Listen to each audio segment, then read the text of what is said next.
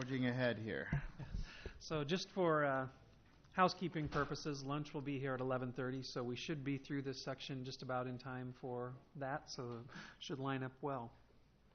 So with the capital budget, capital revenues, the capital improvement program translates into the capital projects budget annually in the budget that the council will see.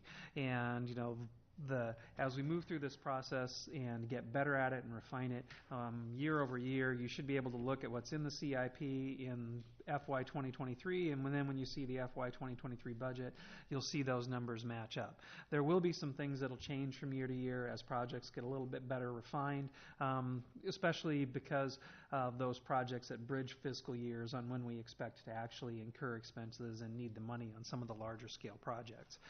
But we'll use the same format, talking about where the revenue comes from, what constraints or threats we might have, what we're expecting for revenue in the proposed fiscal year, and then what are we looking at for the future. So in the draft budget, in this area, we are strictly looking at that non-operating portion to keep it restricted to what we're talking about with the capital expenses. Those are approved with the adoption of the CIP. As we move forward with the process for the CIP, we would anticipate, just so you know kind of how this would play out over the next year, is we would start with strategic planning. Ideally, we would start with strategic planning in about the April time frame, complete that, and then move into the re-examination of the CIP, so we could have the CIP adopted in early to middle fall, and then the CIP then translates into a big piece of the operating budget where that preparation starts in November, December. So that's kind of the sequence of how we would see things rolling out over this next calendar year. Oops. Did I go 2 slides? Or did I go to just 1? Yeah, I did. Okay.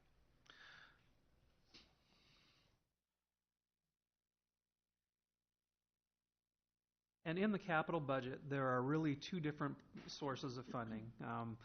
We have ones that we would call our pay-go, or your cash ones where you have money that you can apply in a fiscal year towards doing a project. The biggest one in there tends to be local option sales tax, or in the coming couple years worth of budgets, donations and grants. Local option sales tax, we're anticipating to receive in the neighborhood of about $4.75 million out of that. Other than what's getting spent on going towards engineering expenses, that all comes in and over the course of the year can be used to fund projects. Now, it's not as though we get into July 1 and the state just writes us a check for $4 million. It does come in over time. So when they give us our budget numbers, they project for us 95% of what they expect collections to be. They get down to the end of the year, and then they'll do a reconciliation payment that we'll usually receive September, October, November, depending on what their schedule looks like, and they'll adjust one of those payments based on whether or not we get more money from the prior fiscal year, or if they'll scale that back if we receive less. I only remember one time where we actually had a year where they scaled back a payment during the course of the year. Historically, we've outperformed what they had anticipated on the 95% figure. The capital projects budget capital projects fund does generate a significant amount of interest. When we were programming our sources of revenues, we tried to use interest to fund things that were what I consider episodic. So like the compensation study, update the comprehensive plan, things that don't necessarily have a dedicated source of revenue, but don't also then produce infrastructure at the end. Those were the areas where we tried to focus the use of that interest in the fund. With donations and grants, the big ones that are going to be expected over the next couple of years really are all related to trails projects. We have been very successful in leveraging funds from the corridor MPO for trails projects over the next several years, and expect to be investing over $10 million into planned expansions of that. Road use, we can use road use to fund expenses related to capital projects. In past years, Ryan has always had a certain amount in his budget that he uses for ongoing maintenance. So that's your concrete patches, curb repairs, your small smaller scale, asphalt overlays, road patching, all of that. But it can also be used to pay for larger scale projects like a larger overlay project, for example, or really anything within the right-of-way that's related to that. Utility support, this is an area that, as I touched on before in the proprietary funds section, we really want to focus on over the next couple of years, is whether, really over the next year, so that we can be looking at proposals in future years for how we should be funding some of these projects, because we know that they are not funding 100% of what they should be. We do have a little bit of room, and the local option sales tax has been a big lift on the utility side for some of these projects. The original local option sales tax was funded with, I think, 26% of that going towards the trunk sewer project. And so the trunk sewer expansion project that we're working on with the other jurisdictions has been being paid for out of local option sales tax. Otherwise, that would have had to come out of the sanitary sewer fees. Same thing with the planned stormwater basin up off of Echo Hill Road. I believe that's a big local option sales tax project. A little over $1 million was allocated towards that project. Otherwise, it would have had to be funded out of the stormwater utility or property taxes. Those are your choices. So it's been a big lift for us. I really don't want to undersell the impact that has had. It's not always as visible or as jazzy as putting in a playground using lost dollars, but it has had a real impact on the bottom line for people in the community. When we get down to 2022 and we're looking at potentially going out to the community for an extension of that, we should be able to break down and show them exactly how much the local option sales tax has impacted those utility funds. We can just compare them side by side. If we'd had to pay for this with debt or put it on your utility bill, what would it have looked like versus taking it out of local option sales tax as part of, hopefully, assuming the council wants to, supporting the extension of that. And then tax increment financing. You can use tax increment financing to support projects on a pay-as-you-go basis. So if you have a district that has a robust cash flow and you have smaller projects, you can actually set it up. You can do internal loans or actually take on direct debt to do that, and then you use tax increment financing to pay for that. So while it would be classified technically as debt, it's very short term. You can also specify that you're going to use it for particular projects related to things like the low to moderate income housing set aside. So an example of that would be the idea of using it for bus shelters. We've funded a pilot program where we're going to use those dollars to pay for a bus shelter. If we knew that something like that was coming that otherwise would be paid for out of other resources, you can use those dollars as cash to pay for it instead. That one is unique because our TIF attorneys view that as a statutory obligation. The state law says that if you spend in a particular district that was set up for housing, if you spend $1 million on supporting housing expansion, you have to spend, in our example, you'd have to spend around $320,000 to benefit low to moderate income housing. You don't have to take on debt to do that. It's just a statutory obligation. Under the debt category, we have several different pieces that we can use. Marion has historically used the GO debt almost exclusively. We've done very little in revenue debt.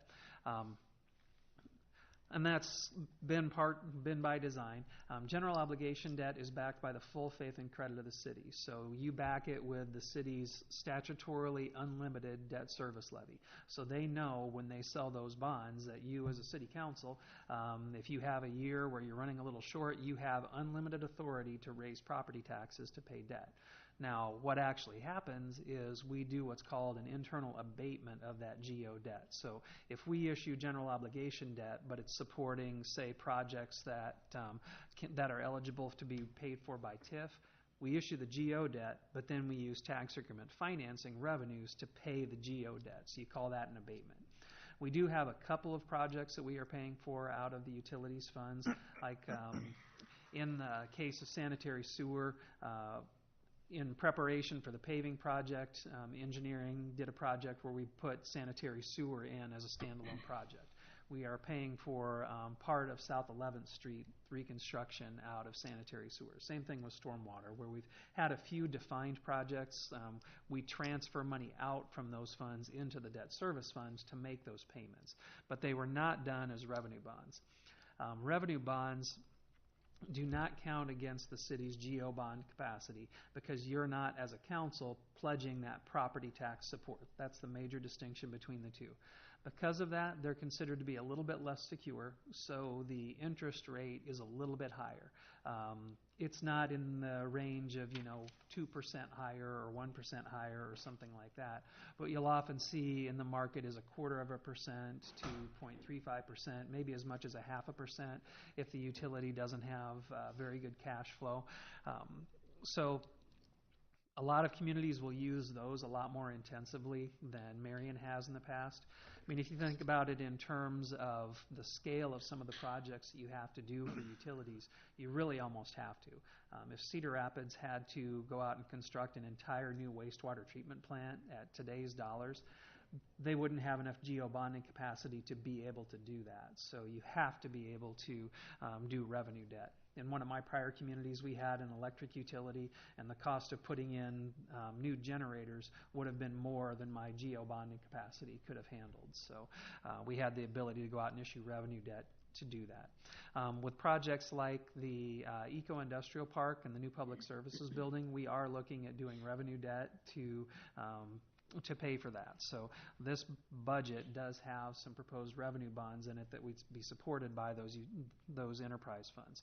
Now, that project in particular, we are looking at some significant operating cost increases to offset those capital costs. So the idea is we want to be able to do that and then use the operational savings to service the cost of that debt.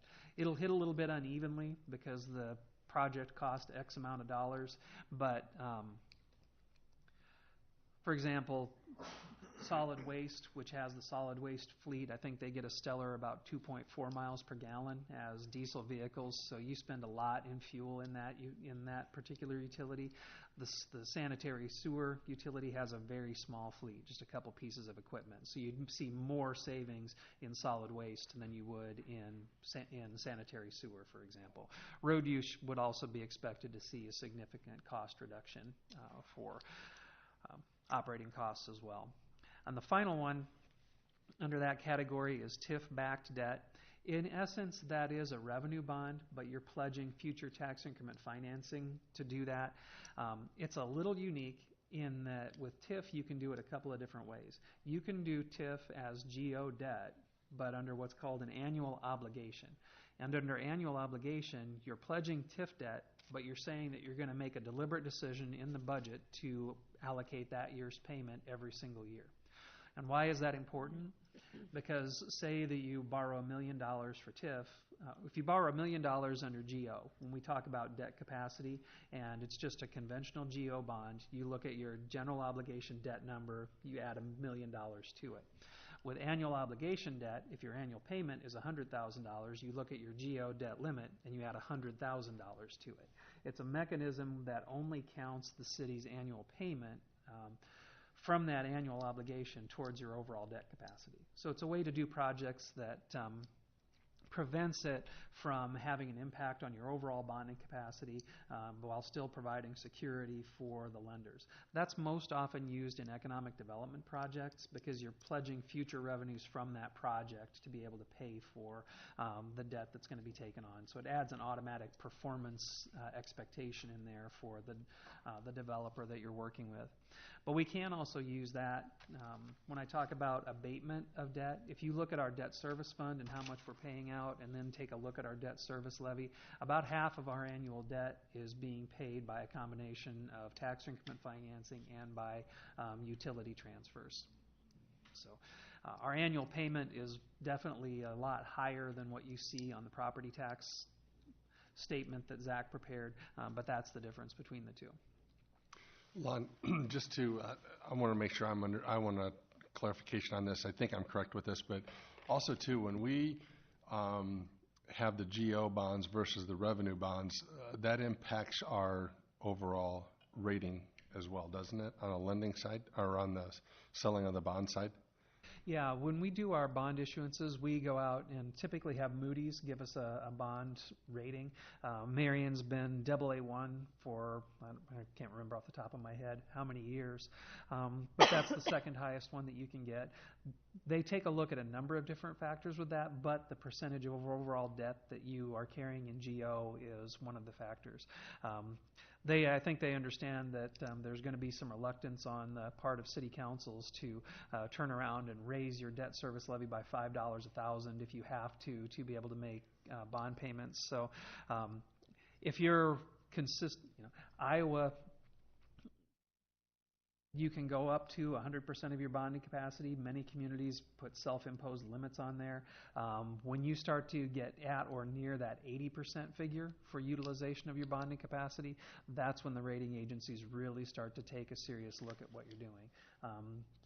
Sometimes there's reasons for it, like if Cedar Rapids disaster recovery is a big piece of it, they might get knocked on it a little bit, but the bond market will understand that that's not part of a long-term strategy for utilization of debt, but it can make them ask questions about whether you're using debt appropriately versus pay-go. Some communities can get themselves in trouble by putting too much pressure on themselves to keep the property tax low, and then they'll take on excessive debt because of that. They're not paying it off, or they're not, appropriately charging, for example, the utility rates that they should be in order to make sure that they're funding utilities adequately. In my prior life in regional planning, it was not unusual to go into a small community that had to do millions of dollars worth of improvements to their wastewater treatment plant to find out that they were charging $6 a month, and that they hadn't raised rates since 1985 because there was so much pressure to keep rates low. They weren't putting money away for those future repairs that they were going to have to do. Marion has had a pretty strong history of making sure that we do that. I mean, it's the whole genesis of our equipment replacement fund, is to make sure that we're putting money away to be able to replace pieces of equipment in the future. There are hundreds of communities across Iowa that just don't do that, which is unfortunate, but Marion's always been a little bit more visionary than that. Do you have, Lon, do you have an estimate right now or yet of what our debt percentage will be of our debt capacity under our new proposed budget? We'll have to take a closer look at it. If we had looked at that with the CIP, I don't remember the number off the top of my head. Okay. I think we were going to hit 43, 44%. We'll make sure we include that with draft 2 so that you can see what that looks like. Okay.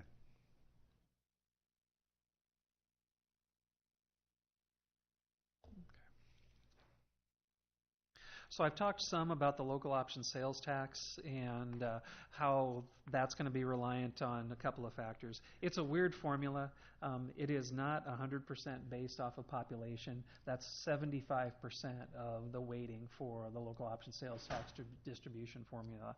The other one is the city's percentage of the property tax base in Lynn County from 1982 to 1985. So as you can imagine, Marion, that has grown a lot. I think back then we were around 11%. I think now we're around 17%. So we don't get the benefit of that. That was a nod when they put the local option sales tax option into the state code to the older industrial cities that feared that the suburbs were going to continually get more and more and more of the local option sales tax because they were growing and the population in places like Des Moines was stagnant. So they put that in as a safeguard so that those urban centers would be able to count on some continuing revenue going forward. Never been changed. Actually, I shouldn't say that. It was changed once in the special legislation that allowed for local option sales tax for flood recovery that we passed in 2009. So when the local option sales tax was reinstituted in 2014 and extended, the formula changed and Marion's collections actually went down from one year to the next. But we're recovering that. We recovered some of that when we did our special census, and then when we hit the census again in 2020, we'll see a bump for that. When we did the original projections based off of local option sales tax, we were extremely conservative on both of those numbers. So after the 2020 census, we'll see several fiscal years where we should see a significant bump in the amount that we're collecting from that. And I wanted to take some time to talk about the CIP levy because it has interactions with a lot of the other pieces that we talk about, and there's some timing issues there for the city council on when we would actually move that forward. So, even if you look at it right now, the CIP levy is contemplated in the CIP for projects moving forward, and it's budgeted in there at the full amount of 67.5 cents. Council's going to have to put some thought into, though, how you actually would want to propose something like that to voters. Do you want to put it out there as the full amount? Do you want to phase it in?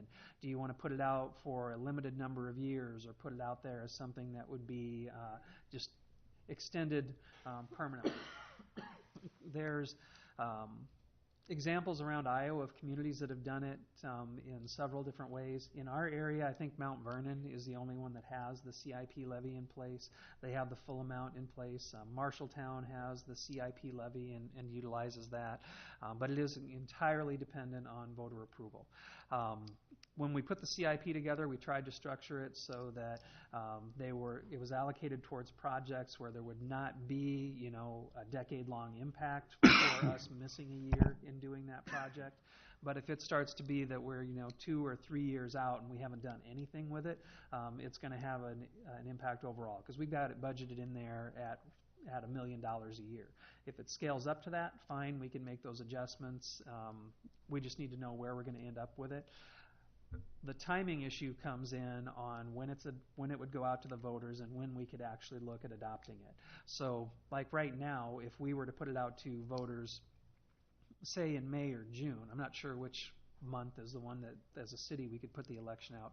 We can't receipt it in the fiscal year that we're planning the budget for right now.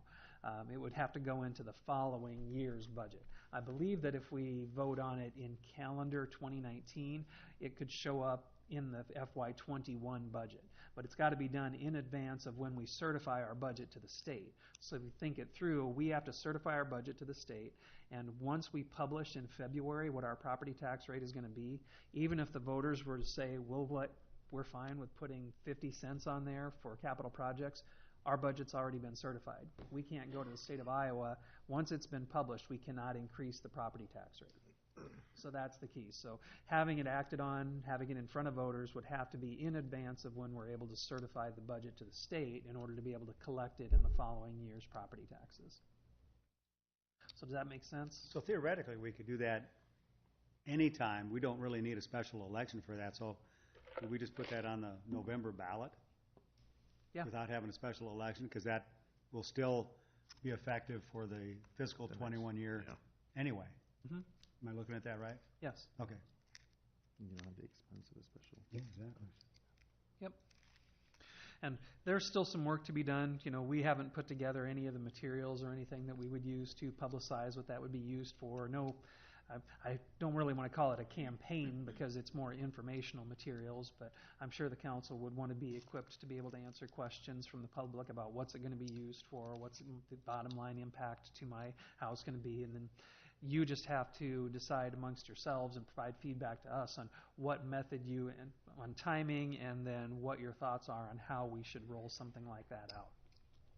I mean, I'm fairly creative. As I iterated to the staff yesterday, I'm not afraid to exercise the full amount of discretion that we are given within the boundaries of home rule. So there are ways we could get the same thing done without putting it out there as a CIP levy, but council seems to feel that that this was an area where the voters should have a say.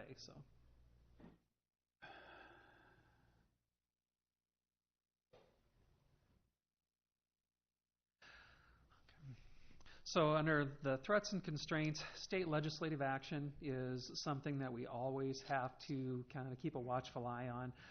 Very few times has what the state done been beneficial. I will give them credit for allowing communities to look at using the franchise fee on gas and electric bills. When it started out, it was fairly slow. Des Moines was the first one to adopt it, and other communities have slowly come on board with it. The larger communities tend to use it first. I think especially Cedar Rapids, Des Moines, a lot of them are struggling with the same issues that we are, where they saw massive expansions in the 1950s and they just have a lot of aging infrastructure that they need to replace. So you're seeing it more commonly used around the state. There's not very many places now that don't have the local option sales tax. Polk County and I think Warren County and Dallas County do not. So if they were to do a franchise fee, they don't have that little replacement permutation that we have to deal with related to that. But even before the session started this year, we were getting rumblings from leadership in the House and the Senate that they wanted to look at property taxes. So far, there has not been any bills filed related to that. The League does send out legislative links weekly to keep us updated on what's going on. Both Chief Crable and I were notified that there's been another fireworks bill that was proposed. The same person who pushed through the original fireworks legislation is now essentially proposing something that would put, if I'm reading it correctly, all inspection authority with the state, and that they could delegate it out, and that we could not basically have local standards related to inspections. It's another preemption, significant preemption of local control.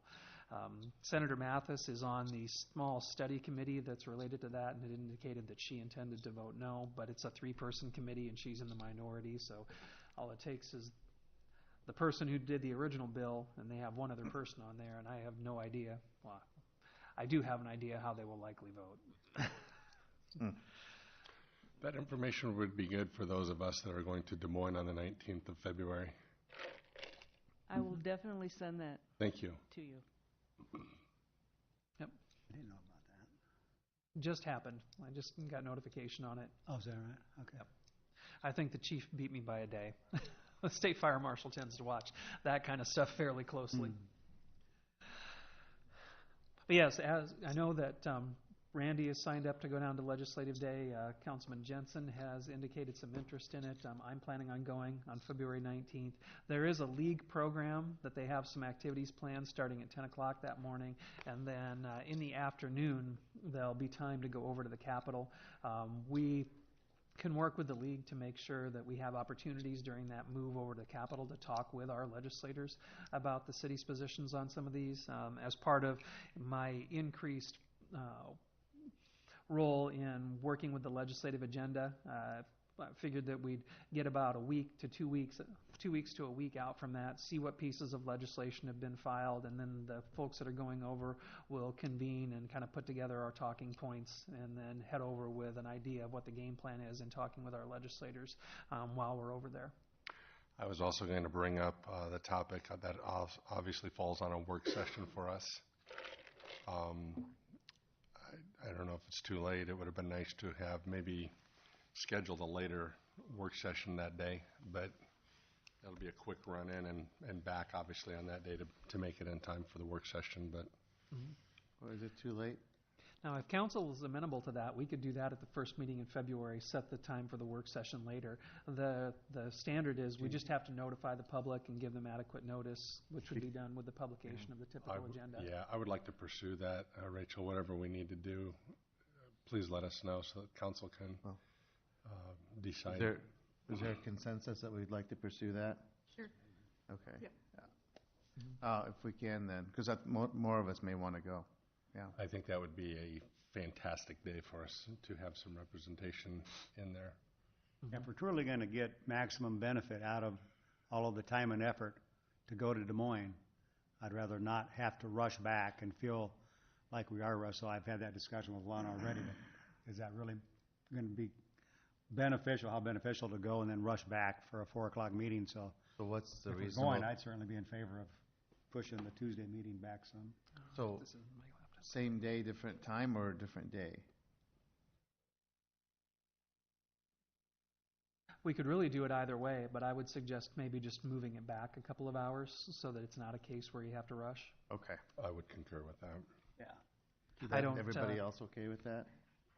This isn't my laptop, so Thank you. I actually have the legislative day agenda up on that one, but I don't remember if the capital time starts at 1 or if it's a little bit later than that. It is 1 o'clock. Yeah, And then the the moments time. itinerary on that day starts at 10 o'clock at the historical building. Right? Yeah. Good comment. So the other pieces that are in there is right now the utility fee increases that were proposed with the adoption of the CIP really were geared towards annual maintenance. It was not geared towards those larger projects that we've been talking about periodically throughout the presentation so far, and about making that deliberate decision about what do we expect the utilities to fund on the larger scale capital projects. Now, why do you do that? Well, one, it allows you to take a look at how much of a contribution you can make on pay-go for cash to particular projects, but it also then lets you stretch GO capacity. If you want to, say, on a road project, if 40% of it is sanitary sewer, you could do revenue bond for that piece, and then GO for the other piece. And it just gives you more flexibility on that. Now, there are also some resources that the state has that we have not tapped into that are available. They have a state revolving fund administered through the DNR that can be used for sanitary sewer projects. And sometimes, based on the interest rate, it's a better deal than actually going out to the bond market.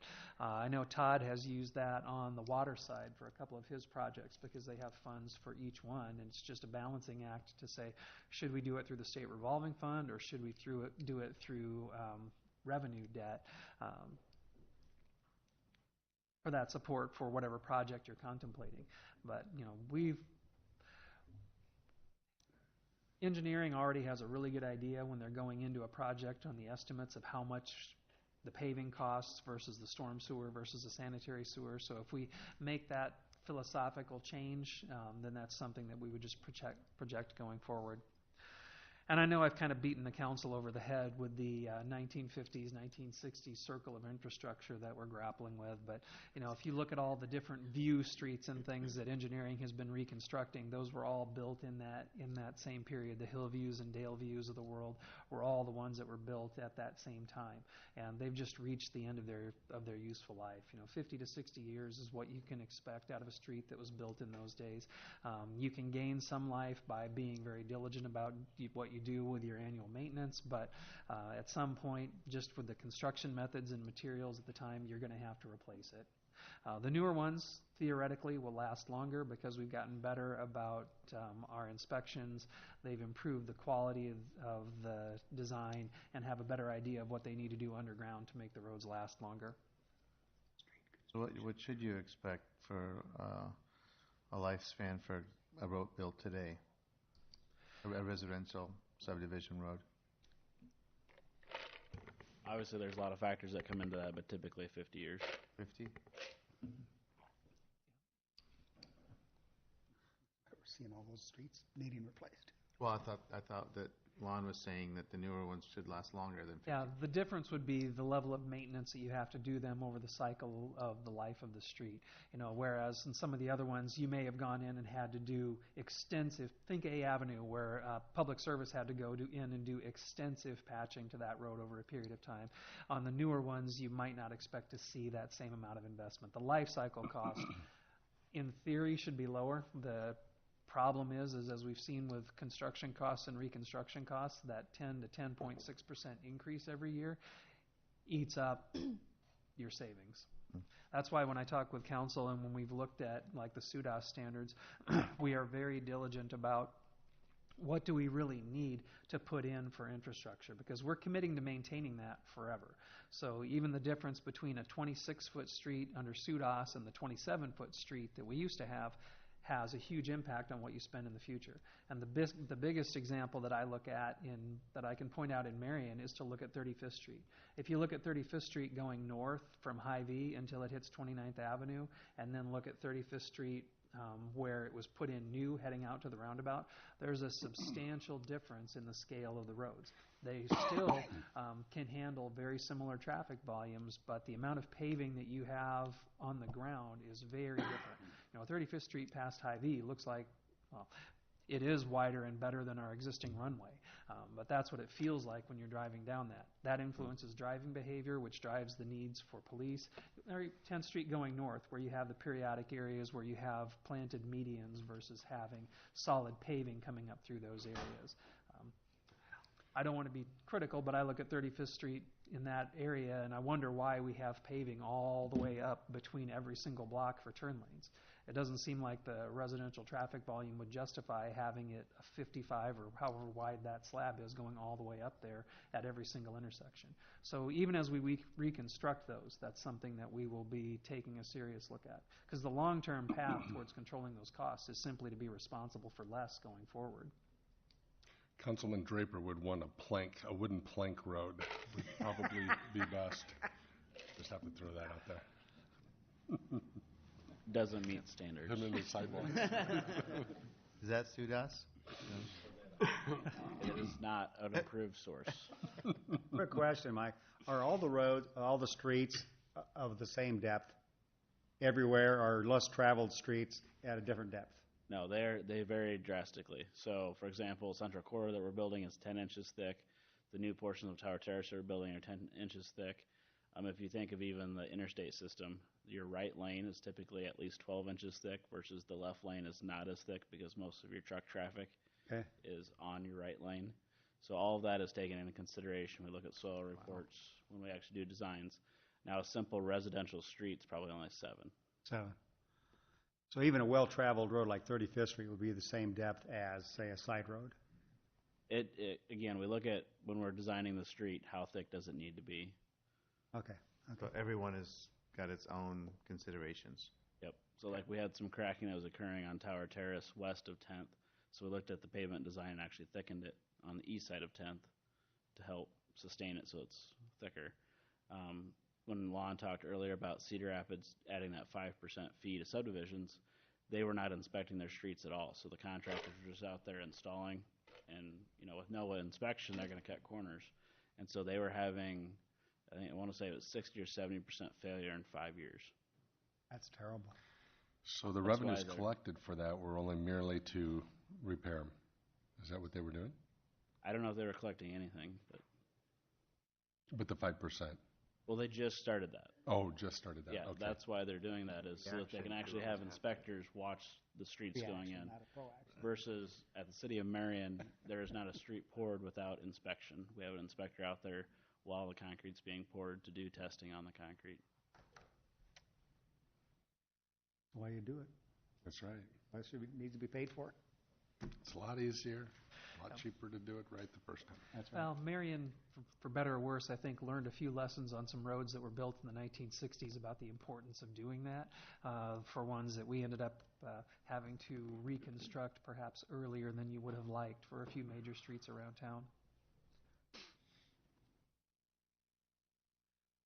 Unfortunately, that's one of those things that, as a growing community, we were incorporated in 1839. We have a lot of aging infrastructure that we're just going to have to deal with. I think that Public Services and Engineering have put together some pretty good programs for doing things like maintaining our sanitary sewers and trying to use newer techniques to be able to extend the life of those systems.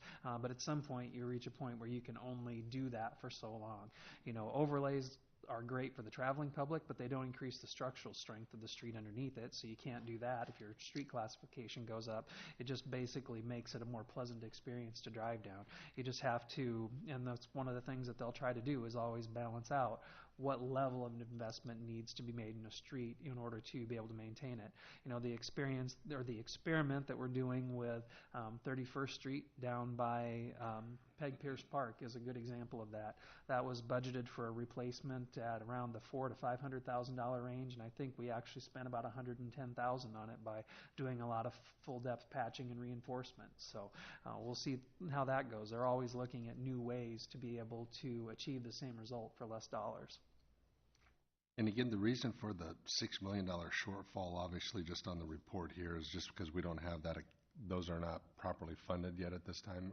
I'm trying to summarize kind of where we left off as far as the numbers, the big numbers here, and the big quotes.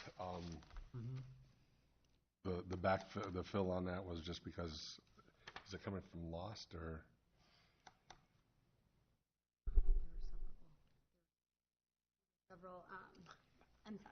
There were several funding sources that were identified in the CIP for FY20 that have not yet had council action or have been implemented yet. So it would be dependent on that happening. Perfect. perfect. So, for Thank you. example, we talked about the CIP levy. The CIP levy would have been anticipated to put $1 million in there just on its own. There's other pieces that the council just has to take action on. When we get into the decision points later in the budget, one of the things that we're doing now is kind of mapping out a calendar of what would happen for a sequence of things like the franchise fee, any proposed fee increases, when those pieces would be coming to the council for consideration.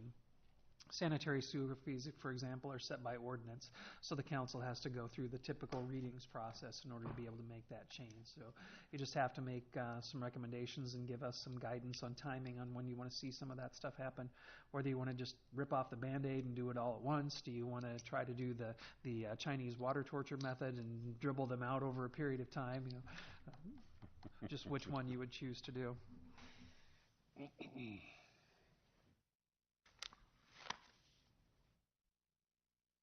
So with the future year outlook, we have a lot of different pieces that are components to that. Increased utility fees is one of them. The road use contribution towards ongoing improvements in capital projects is one. The CIP levy and lost renewal will figure in future years. We do also have that parkland dedication that I had discussed a little bit earlier, figured into the CIP in future years. We've already touched then, too, on some of the policy changes for development practices. When I think about that, I think in terms of what are we charging for the planning fees? What are we charging for engineering fees? How are we appropriately charging back for the cost of infrastructure, downstream infrastructure for subdivisions that are going to create additional load and additional demand? And then where the council's comfort level lies with debt.